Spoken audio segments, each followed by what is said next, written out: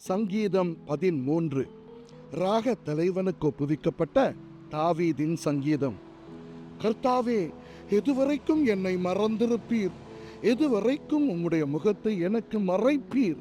என் இருதயத்திலே சஞ்சலத்தை நித்தம் நித்தம் வைத்து எதுவரைக்கும் என் ஆத்துமாவிலே ஆலோசனை பண்ணி கொண்டிருப்பேன்? எதுவரைக்கும் என் சத்துரு என் மேல் தன்னை உயர்த்துவான்? என் தேவனாகிய கர்த்தாவே, நீர் நோக்கி பார்த்து எனக்கு செவி கொடுத்தருளும். நான் மரண நித்திரை அடையாதபடிக்கு என் கண்களை தெளிவாக்கும்.